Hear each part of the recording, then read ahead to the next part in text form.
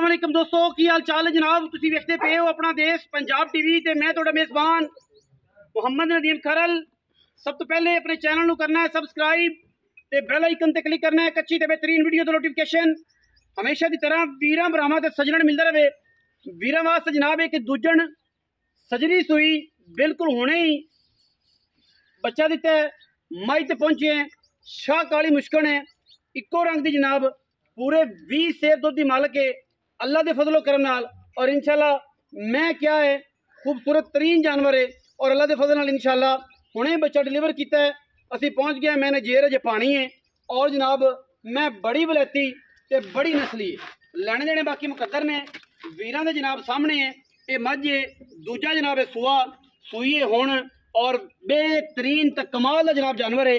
वीरां दे सामने अडर quality check करनी है, रुग रुग दा खूबसूरत थाने और माशाल्लाह कमाल दा हवाना, कमाल दा लिबास, कमाल दी नस्ल जनाब मझ दी और कमाल खूबसूरत बॉडी, शाह काली सारी दिहाड़ी जनाब तोंज रहने वाली, बिल्कुल सारा दिन बार फिरने वाली और माशाल्लाह नीली दी। अल्लाह के फजल नाल वीरां वास्ते हमेशा असी तोहफे लैके हाज़र होने हैं और ये तोहफा भी वीरां वास्ते बड़ा स्पैशल है, बड़ा अंटीक है। बाकी लैने देने हमेशा मुकद्दर होंदे ने, कोशिश ते काविश हमेशा नीली दी और जनाब नीली दे बेहतरीन ते नायाब हीरे हमेशा अपना देश पंजाब टीवी पूरी तवज्जो नाल, पूरी मेहनत नाल, पूरी क्वालिटी नाल और पूरी बेहतरीन तरीके नाल वीरां नूं शौक करवांदा है और इंशाल्लाह असीं करांदे रहांगे जब तक जिंदगी च रह सा। दूजन जनाब झोटी मगर मैं दे कट्टा मैं जनाब सजदी सूई है हुणे और वीरां दे सामने मैंने जेर पानी है।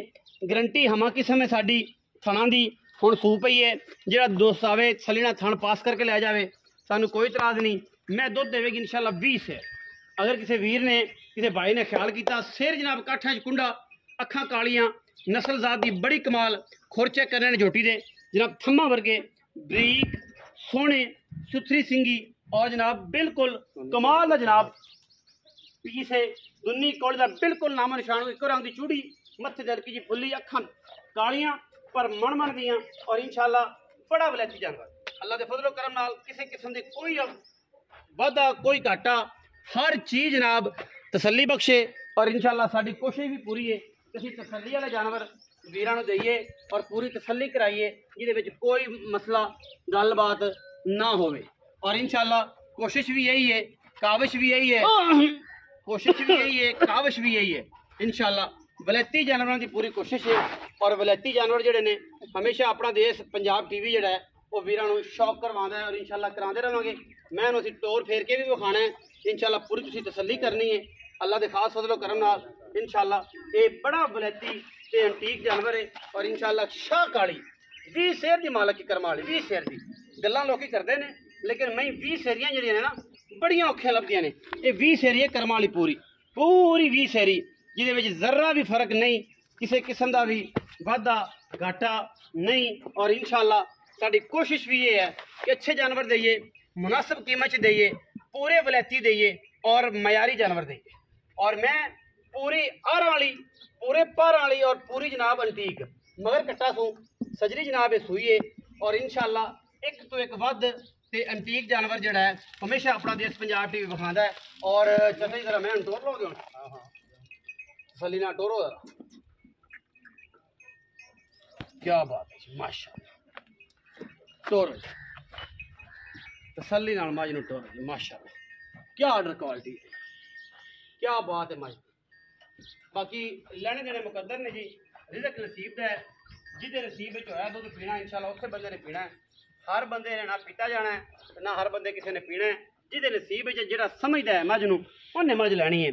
अगर इस मझ को भी दुध तुहाडे कोल ना लिया गया तो फिर तुसीं मझ किसी तो भी दुध नहीं लै सकते जी। मगर कट्टा है जी और बड़ा तगड़ा कट्टा है जी माशाल्लाह, माली बड़ा सुथरा है सुच्चा है और बड़ा प्यारा वाला ते बड़े आरा वाला जनाब ये बेहतरीन। अस्सलाम वालेकुम। वालेकुम की हाल चाल है? अल्लाह का शुक्र, खैरियत तबीयत से ठीक है? चाचा जी मैं किनवे सुने? मैं दूसरा सुआ थणा दी हत्था पैरां दी साफ गारंटियां नींद आंदी चोन लग्या नींद आंदी अल्लाह दी आवाज़ ना अल्लाह दी आवाज़ आंदी। अच्छा ते कट्टा दिता सू कट्टा अल्लाह दा माल है ते शाह काला जी मत्थे सिर्फ अल्लाह बनी है, बाकी शाह काला चंगा तगड़ा कट्टा है, माड़ा नहीं।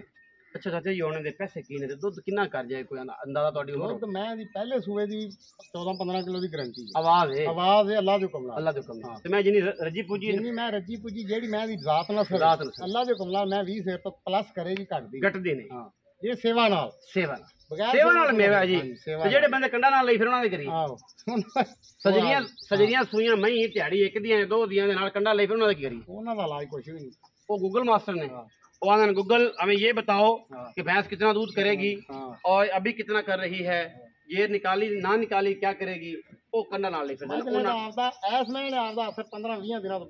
हाँ असल सियाणप है ये कोई अल्लाह ताला हिदायत देवे कोई बंदा वैबसाइट ते बवे सन ते सुर कोई नहीं इन्हां लोगां नूं जिहड़े गूगल मास्टर ने ना उन्हां बंदियां नूं कोई अल्लाह हिदायत देवे तो आखण के जनाब 15 दिनों तो पहला मैंने 14-15 किलो ही करना है। हां जी उस वो भी 5वें दिन तो बाद 5-7 दिन तो बाद 5-7 दिन तो बाद उस तो बाद जब मैंने 15 तो निकल के मैला सुटना है मैंने आदि खाद खुराक खानी है। हां जी उदो ठीक उदो मैंने इंशाल्लाह 2-4 किलो बाद प्लस करना है अल्लाह दे फजल अल्लाह दी मेहरबानी। मैं माशाअल्लाह जगाली कीती है ठीक ठाक है अल्हम्दुलिल्लाह पा नजर बात तो बचावे यार मैं ते मोरे दा पेड़े दा रस्से दा निशान सब बाहर दो च।